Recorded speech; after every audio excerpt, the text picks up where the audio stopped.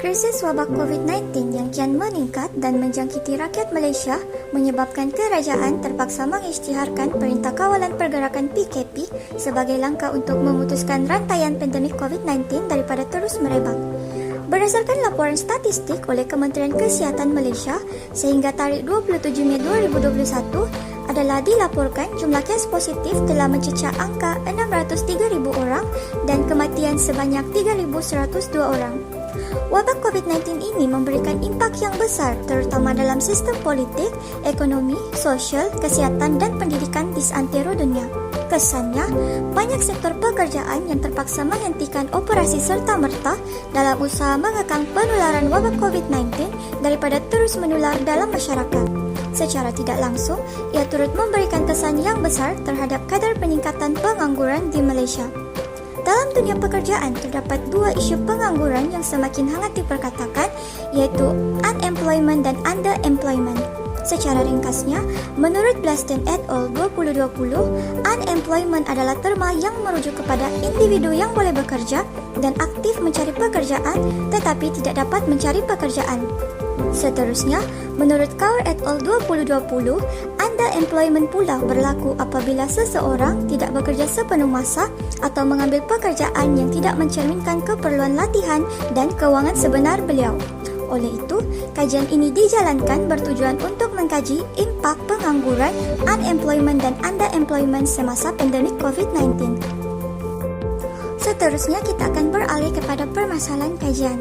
Secara umumnya, kita mengetahui bahawa banyak sektor pekerjaan yang terpaksa menghentikan operasi mereka serta-merta dalam usaha mengekang penularan wabak ini. Bahkan, penutupan perniagaan semasa PKP telah menyebabkan banyak syarikat tidak dapat menampung kos perbelanjaan termasuklah gaji pekerja hingga menyebabkan syarikat terpaksa membuang pekerja. Sehubungan itu juga, banyak organisasi menghadapi cabaran besar dan salah satunya adalah unemployment dan underemployment. Isu ini sering berlaku terutamanya dalam kalangan pekerja pada pasca COVID-19 ini. Pukulan hebat yang disebabkan oleh pandemik COVID-19 akan memperburuk situasi underemployment di Malaysia kerana banyak orang telah dilepaskan oleh majikan mereka melalui pemberhentian kerja atau skim pemisahan sukarela. Dalam pada itu, graduan menjadi lebih sukar untuk mendapatkan pekerjaan kerana semasa pandemik ini agak sukar untuk semua orang, di mana mereka harus mencari jalan lain untuk mencari nafkah dan menurut laporan oleh Jabatan Buruh Malaysia, angka underemployment dan unemployment yang lebih tinggi mungkin dijangkakan pada tahun ini di negara kita. Seterusnya, kita akan beralih kepada metodologi kajian.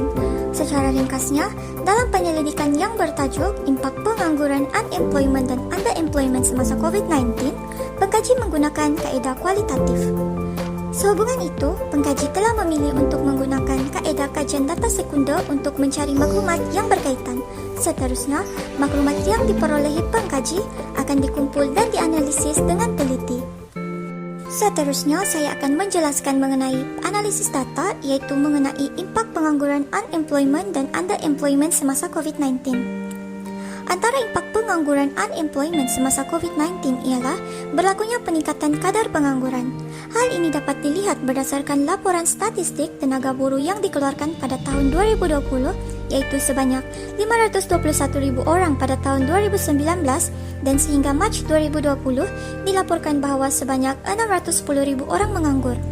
Peningkatan ini berlaku disebabkan oleh impak negatif Perintah Kawalan Pergerakan PKP ke atas pasaran buruh. Kadar peningkatan pengangguran daripada tahun 2019 sehingga Mac 2020 adalah sebanyak 17.1%. Statistik ini dianggarkan terus bertambah berikutan penularan wabak COVID-19 yang dilihat masih belum reda. Sehubungan itu, menurut laporan Jabatan Statistik Malaysia pada tahun 2020 pula, kadar pengangguran pada September 2020 adalah sebanyak 4.6%, manakala pada bulan seterusnya, iaitu bulan Oktober, dilaporkan sebanyak 4.7% kadar pengangguran. Justru itu, dapat kita lihat bahawa kadar pengangguran meningkat 0.1% berbanding bulan sebelumnya kepada 4.7% pada Oktober 2020 dengan sejumlah 748.2 ribu orang penganggur. Seterusnya, berdasarkan statistik Jabatan Perangkaan Malaysia 2021, dapat kita lihat kadar pengangguran jatuh 0.1 mata peratus kepada 4.8% pada Februari 2021 berbanding bulan Januari 2021. Sementara itu, perbandingan dengan bulan yang sama tahun sebelumnya, kadar pengangguran meningkat 1.5 mata peratus daripada 3.3% pada bulan Februari 2020. Bilangan penganggur mencatatkan peningkatan sebanyak 252.3 ribu orang. Dalam pada itu, pekerja mengalami kesulitan kewangan merupakan impak unemployment semasa COVID-19. Serangan wabak COVID-19 bukan sahaja telah menyebabkan perkembangan ekonomi negara kita terjejas teruk dan akibatnya ramai rakyat kita yang telah diberhentikan kerja. Nasib keraduan pula dilihat kelam dengan berdepan kemungkinan diberhentikan kerja pada bila-bila masa saja. Berdasarkan laporan terkini Jabatan Perangkaan Malaysia, kadar pengangguran melonjak kepada 5.0%, iaitu meningkat 4.8% berbanding tahun sebelumnya kepada 778,000 orang. Penutupan operasi bagi sebahagian besar perniagaan semasa PKP yang dilanjutkan sehingga pada hari ini menyebabkan pencari kerja merasakan sukar untuk mendapatkan pekerjaan. Selain itu, kita akan melihat pula statistik pengangguran dalam underemployment semasa COVID-19. Menurut Jabatan Statistik Malaysia, underemployment ialah pekerja bekerja dengan jumlah jam bekerja yang kurang berbanding jam bekerja biasa atau bekerja tidak menggunakan kemahirannya sepenuhnya. Jumlah pekerja yang terlibat underemployment meningkat kepada 383,200 orang, iaitu 2.5% daripada jumlah pekerja pada suku pertama tahun 2020 daripada 212,400 orang, sebanyak 1.4% daripada jumlah pekerja pada suku keempat tahun 2019. Kadar underemployment kemudian semakin meningkat pada suku tahun kedua, iaitu sebanyak 2.8% bersamaan dengan 413,500 orang disebabkan oleh pelaksanaan PKP dan premis hanya dibenarkan beroperasi mengikut masa yang ditetapkan. Walau bagaimanapun, suku ketiga tahun 2020 menunjukkan penurunan kepada 300,800 orang, iaitu sebanyak 2.0% kerana pada masa tersebut perniagaan dibenarkan beroperasi seperti biasa. Dalam pada itu, kerajaan juga telah mengambil inisiatif dalam membantu sektor pekerjaan dan ekonomi di negara kita. Antara inisiatif yang diambil ialah pemberian pakej rangsangan ekonomi prihatin rakyat. Bantuan kerajaan ini antaranya untuk membantu individu yang dibuang kerja dan hilang punca pendapatan semasa wabak COVID-19 yang melanda. Seterusnya, bantuan ini juga untuk membantu rakyat dalam menampung keperluan sara hidup sekeluarga serta perbelanjaan persekolahan anak-anak. Ia seterusnya menjamin kelangsungan hidup rakyat dan ekonomi negara.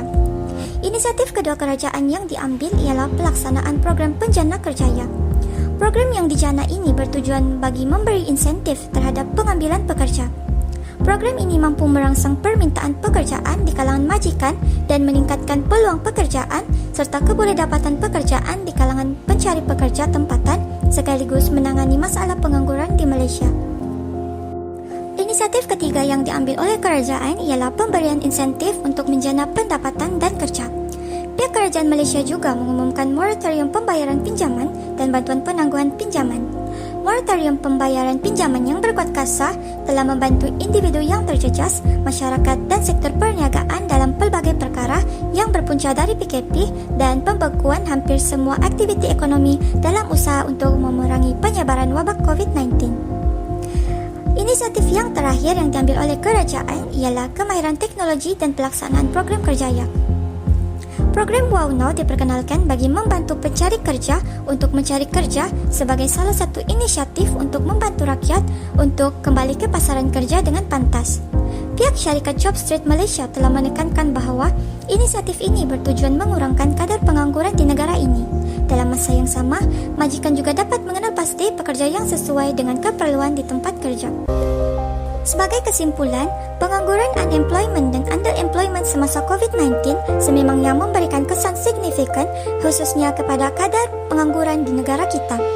Sistem penilaian unemployment yang lebih kuat harus dilaksanakan untuk menentukan sebab-sebabnya dan bagaimana mengatasinya dengan lebih baik.